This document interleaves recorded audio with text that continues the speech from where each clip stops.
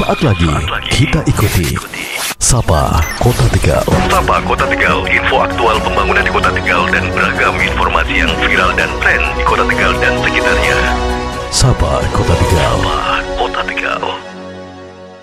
Assalamualaikum warahmatullahi wabarakatuh. Sahabat Kota Tegal, kembali menyapa Anda pagi hari ini, Rabu 13 Desember 2023. Mungkin Anda yang saat ini sedang menyaksikan YouTube-nya Sebayu di Sebayu 94 FM Kota Tegal agak sedikit terkagum-kagum karena saya tidak ada di studio saat ini. Saya punya kesempatan yang sangat luar biasa secara langsung dari Puskodal, Pusat Komando dan Pengendalian Lanal Tegal. Dan tidak hanya itu, istimewanya saya di sini sudah didampingi oleh bapak-bapak yang gagah-gagah ini. Nanti kita sapa satu-satu. Tapi sebelumnya kita hadir di sini dalam rangka Hari Nusantara yang diperingati setiap tanggal 13 Desember.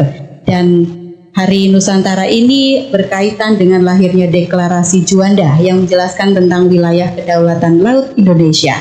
Dan hari ini saya akan ngobrol ya bersama dengan bapak-bapak yang ada di sini, tapi kita sapa dulu. Saya sudah bersama Bapak Komandan Pangkalan TNI Angkatan Laut Tegal, Bapak Letkol Laut Pelaut Adi Surono STMP. Selamat pagi Pak Adi. Ya, selamat pagi, selamat datang teman-teman dari Radio Sebayu. Betul. 94 FM. Juga selamat pagi bagi seluruh Sebayu Sapa Kota Tegal. Iya, terima kasih dulu loh Pak. Saya boleh masuk ke sini. Ini saya baru pertama kali masuk ke sini. Ternyata boleh ya Pak masuk sini Pak? Boleh, karena sekali lagi kita ini tentara dari rakyat, oleh rakyat, rakyat masuk. Ini adalah pertanggungjawaban kita kepada rakyat. Kemudian siapapun selama sesuai dengan prosedur, dengan perizinan, tidak membahayakan bagi siapapun, dipersilahkan.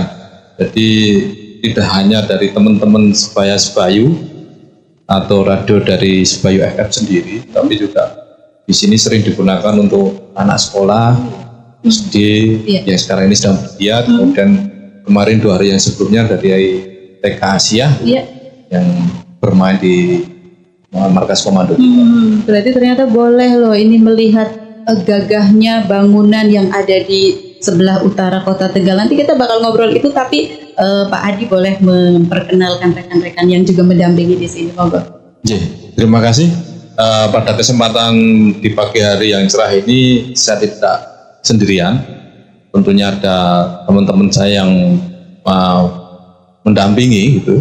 Yang pertama adalah Letkol Marinir Sukirno. Ini sehari-hari sebagai perwira pelaksana Lanal Tegal atau Palaksa. Kemudian ada Kapten Laut Pelaut Adi, beliau adalah perwira staf intelijen. Kemudian ada Lettu Laut Pelaut Aji Gutur, ini adalah perwira staf operasi Lanal Tegal. Baik, ya ini sudah didampingi sama bapak-bapak dari TNI Angkatan Laut. Ini hari ini Pak Adi kita memperingati sebagai Hari Nusantara. Mungkin Pak Adi bisa menyampaikan dulu ini, mengucapkan selamat Hari Nusantara untuk semuanya. Ya, terima kasih. Pada kesempatan hari ini, Lanal Tegal beserta seluruh jajarannya mengucapkan selamat Hari Nusantara tahun 2023, merajut konektivitas Nusantara dan ekonomi maritim dari titik nol jalur rempah. Baik, terima kasih.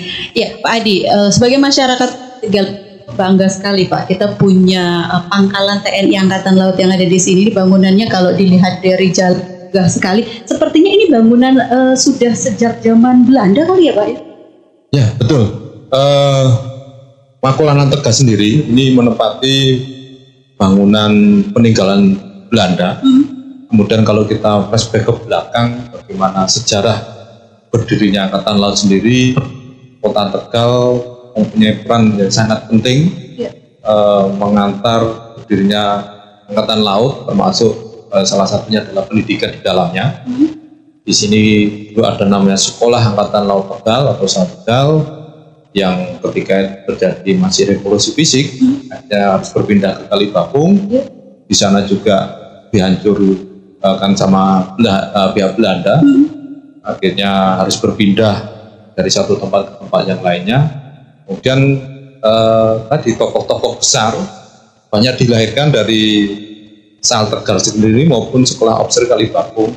Jadi kalau rekan-rekan sebayu pernah mendengar Bapak Yosudarso, kemudian ada Pak Ali Sadikin, Pak R.E. Marta Dinata, itu adalah tokoh-tokoh besar yang dilahirkan dari kota Tegal itu sendiri. Iya, berarti kita sebagai warga kota Tegal sebenarnya bangga pahlawan-pahlawan nasional ini banyak yang dilahirkan dari Angkatan Laut di kota Tegal. Ya, betul Mbak, apalagi kalau kita baca slogannya tuh kota Tegal atau sama datang kota Tegal, kota Bahari. Jadi kan sebenarnya kota Tegal sudah menyatakan dirinya itu adalah kota Bahari. Iya. Iya.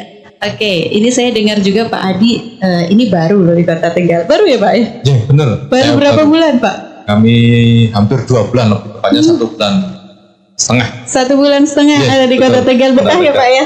Insya Allah betah. Mudah-mudahan betah. Betul. Dan ya pastinya ini kota Tegal sangat bangga adanya pangkalan Lanal di Tegal ini. Pak, sebenarnya Pak, tugas dari TNI Angkatan Laut di kota Tegal itu apa saja? Iya. Sebelum saya menginjak apa sih tugas dari Lanal Tegal atau pangkalan TNI Angkatan Laut Tegal, akan saya gambarkan sedikit bagaimana itu Angkatan Laut. Jadi kalau di Angkatan Laut kita mengenal adanya sistem senjata armada terpadu atau lebih disingkat dengan SSAT. Itu terdiri dari kapal perang atau KRI, kemudian ada marinir, kemudian ada pesawat udara, kemudian ada pangkalan. Nah, Lanal Tegal merupakan bagian dari SSAT itu sendiri, di mana wilayah kerjanya berada di bawah komando Lantama 5 Surabaya, yang mempunyai wilayah kerja membentang dari Batang sampai Brebes. Jadi ada 5 kabupaten, 2 kota yang menjadi konkret area wilayah kerja Lanal Tegal itu sendiri. Nah, kemudian terkait dengan tugas ataupun fungsi dari Lanal secara keseluruhan termasuk Lanal Tegal, itu ada yang pertama, dia mendukung tugas operasi. Itu dijabarkan lagi menjadi 5 fungsi dari labuh atau tempat sandarnya beberapa kapal maupun nanti pasukan, kemudian pemeliharaan dan perbaikan, kemudian perawatan personil, kemudian pembekalan, kemudian adalah fungsi perbaikan yang ada di situ. Kemudian Lanal Tegal juga melaksanakan operasi keamanan laut dengan beberapa unsur atau kapal yang kita punya.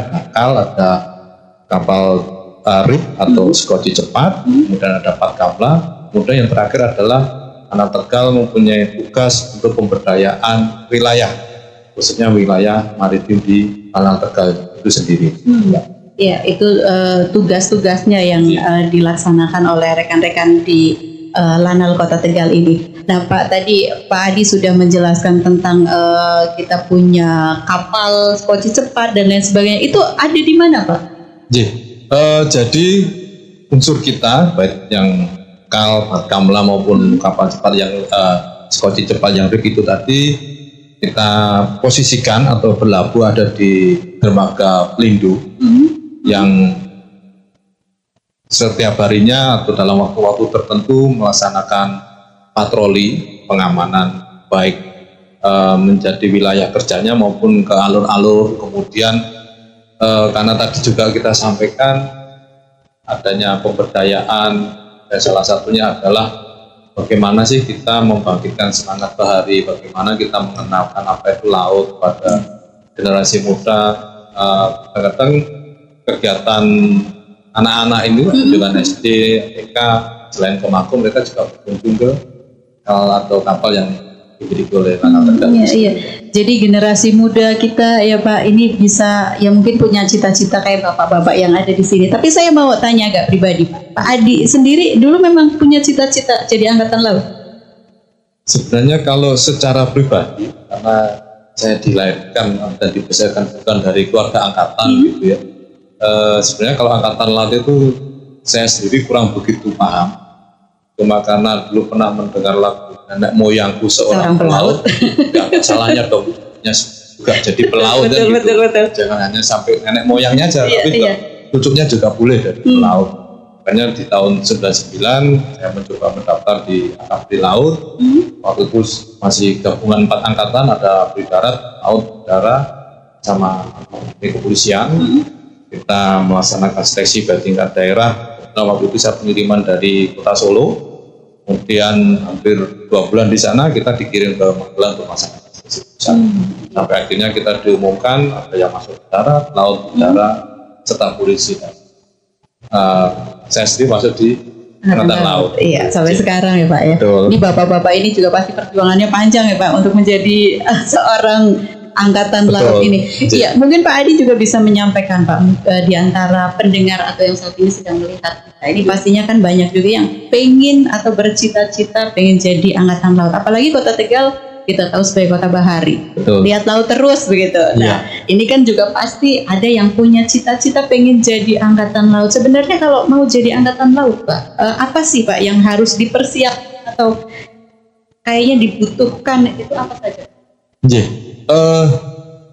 Bila mana rekan-rekan sebaya-sebaya ingin bergabung dengan Angkatan Laut, ini kebetulan di bulan ini sampai nanti di bulan Januari 2024 Angkatan Laut sedang melaksanakan pendaftaran untuk Bintara dan Tamtama gelombang 1. Gelombang 1. Di tahun anggaran 2024 dan kebetulan Lanal Tegal sendiri juga sebagai tempat pendaftaran. Wah, kebetulan berarti ya Pak ya. Dan Iya. langkahnya adalah diawali dengan pendaftaran online. Di situ sudah ada juga, kita sudah masang banner dan sebagainya terkait dengan mekanisme pendaftaran online, kemudian nanti validasi ke Lanal Tegal, baru melaksanakan seleksi baik di tingkat daerah maupun di tingkat pusat. Kemudian tadi ditanyakan apa-apa aja yang harus disiapkan. Betul. Tentunya segala aspek harus disiapkan karena seleksinya sendiri banyak hal yang harus dilampaui. Yang pertama dari seleksi administrasi, kemudian seleksi kesehatan, seleksi keselamatan jasmani, kemudian seleksi mental ideologi, seleksi akademik. Ini yang harus tentunya siapkan rekan-rekan sebaya-sebaya semuanya. Iya, yang mau daftar nanti bisa daftar lewat online dulu berarti ya Pak ya. Satu hal ini Pak, kalau saya boleh berpesan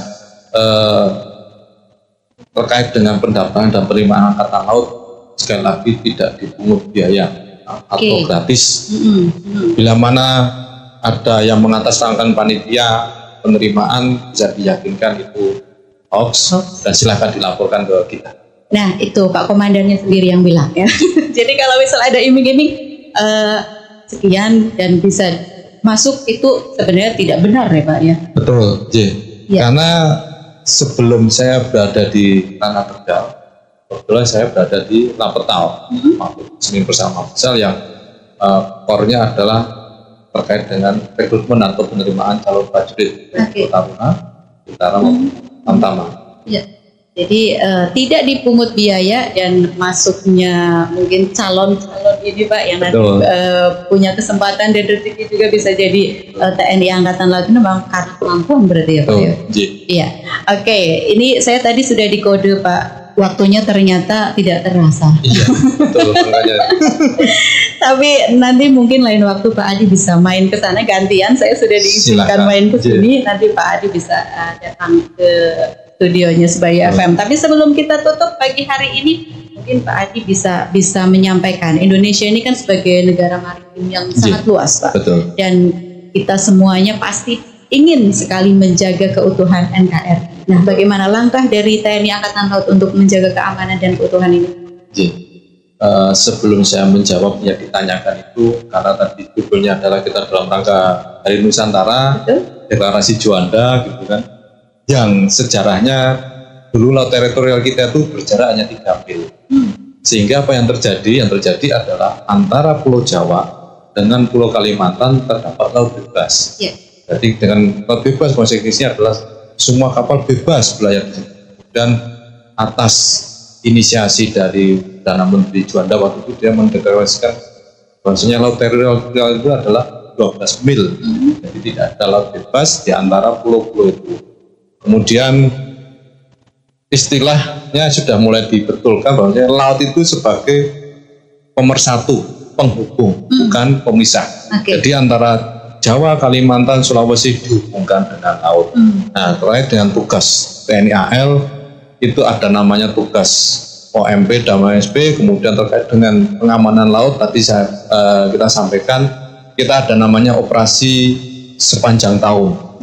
Selama 1 tahun itu dalam bentuk operasi pertahanan laut maupun operasi keamanan laut, karena sebenarnya TNI Angkatan Laut yang merupakan bagian dari Angkatan Laut secara internasional mempunyai 3 peran sesuai dengan Teru Genfood, yaitu kita mempunyai peran militer atau militeru, kemudian peran keamanan atau polisional rule ini terkait dengan penegakan hukum, kemudian yang terakhir adalah peran diplomasi. Kemudian, jadi ya menjadi tanggung jawab Angkatan Laut kita harus mengamankan laut dan sekitarnya. Demikian.